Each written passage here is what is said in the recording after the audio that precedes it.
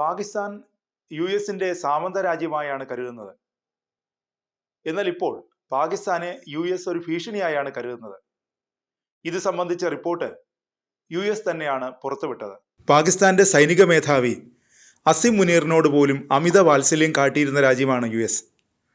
പാകിസ്ഥാനിലെ ഭരണ നേതൃത്വത്തെ അവഗണിച്ച് അസിം മുനീറിനെ യുഎസിലേക്ക് സ്വീകരിച്ച് ആനയിച്ചിട്ടുണ്ട് ട്രംപ് ഭരണകൂടം. യുഎസ് ആർമിയുടെ 250-ാം വാർഷികാഘോഷ പരിപാടിയിൽ അസിം മുനീറിനെ ക്ഷണിച്ചത് വലിയ ചർച്ചയായി മാറിയിരുന്നു. ഇന്ത്യ പാകിസ്ഥാൻ സംഘർഷം നിലനിൽക്കുമ്പോഴാണ് ഇന്ത്യക്കെതിരെ പരസ്യമായി പ്രകോപനപരമായ പ്രസ്താവനകൾ നടത്തിയ അസിം മുനീറിനെ ട്രംപ് യുഎസിലേക്ക് ചുവപ്പ് പരവതാനി വിരിച്ച് സ്വീകരിച്ചത്. പാകിസ്ഥാൻ ഇന്ത്യ സംഘർഷത്തിനിടെ യുഎസ് സൈനിക കമാൻഡർ ജനറൽ മൈക്കൽ കൂറില്ല പാകിസ്ഥാനെ പുകഴ്ത്തിയിരുന്നു. ഭീകരവിരുദ്ധ പോരാട്ടത്തിൽ യുഎസിൻ്റെ പങ്കാളിയാണ് പാകിസ്ഥാൻ എന്നാണ് കൂറില്ല വിശേഷിപ്പിച്ചത്.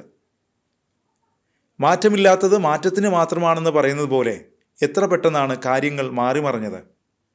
മുൻ നിലപാടിൽ നിന്ന് യുഎസ് യു-ടേൺ അടിച്ചിരിക്കുന്നു. യുഎസിന് ഭീഷണി ഉയർത്തുന്ന രാജ്യമാണ് പാകിസ്ഥാൻ എന്നാണ് പുതിയ നിലപാട്. ശത്രു രാജ്യങ്ങളുടെ പട്ടികയിലാണ് പാകിസ്ഥാനെ യുഎസ് ഉൾപ്പെടുത്തിയിരിക്കുന്നത്. 2006 ആനുവൽ ത്രെഡ് അസസ്മെൻറ്റ് റിപ്പോർട്ടിലാണ് യുഎസ് പാകിസ്ഥാനെ ഭീഷണിയായി രേഖപ്പെടുത്തിയിരിക്കുന്നത്. യുഎസിൻ്റെ രഹസ്യാന്വേഷണ വിഭാഗം മേധാവി തുൾസി ഗബാർഡാണ് ആനുവൽ ത്രെഡ് അസസ്മെൻറ്റ് റിപ്പോർട്ട് വിശദീകരിച്ചത്. ഏതാനും രാജ്യങ്ങളിൽ നിന്ന് യുഎസിന് വലിയ ആണവ ഭീഷണിയുണ്ടെന്നാണ് രഹസ്യാന്വേഷണ റിപ്പോർട്ടിൽ പറയുന്നത്. റഷ്യ, ചൈന, ഉത്തര കൊറിയ, ഇറാൻ എന്നീ രാജ്യങ്ങൾ യുഎസിന് ആണവ ഭീഷണിയാണെന്ന് റിപ്പോർട്ടിൽ പറയുന്നു. ഈ രാജ്യങ്ങൾ യുഎസിൻ്റെ പാരമ്പര്യ വൈരികളാണ്.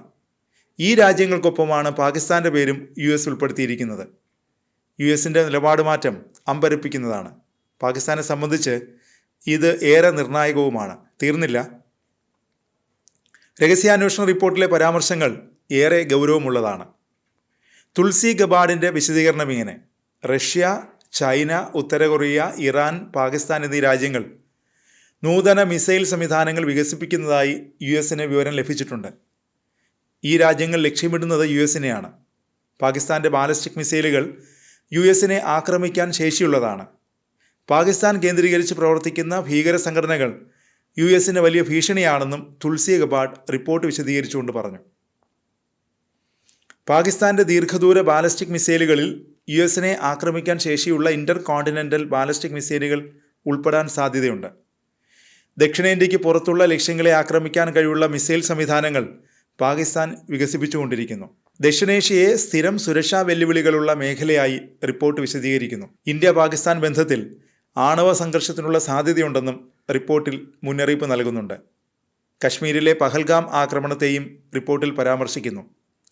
പ്രസിഡന്റ് ട്രംപിൻ്റെ ഇടപെടൽ ആണവ സംഘർഷങ്ങളുടെ തീവ്രത കുറച്ചുവെന്നും ഇരു രാജ്യങ്ങളും വലിയ സംഘർഷങ്ങളിലേക്ക് മടങ്ങാൻ ശ്രമിക്കുന്നില്ലെന്നും റിപ്പോർട്ടിൽ പറയുന്നുണ്ട്. രാജ്യത്തെ പ്രതിക്കൂട്ടി നിർത്തുന്ന യുഎസിൻ്റെ രഹസ്യാന്വേഷണ റിപ്പോർട്ട് പാകിസ്ഥാൻ തള്ളിയിട്ടുണ്ട്. പാകിസ്ഥാൻ്റെ മിസൈൽ ശേഖരം യുഎസിന് ഭീഷണിയാണെന്ന റിപ്പോർട്ട് തള്ളിക്കളയുന്നതായി പാകിസ്ഥാൻ വിദേശകാര്യ മന്ത്രാലയ വക്താവ് താഹിർ ആൻഡ്രോബി വ്യക്തമാക്കി.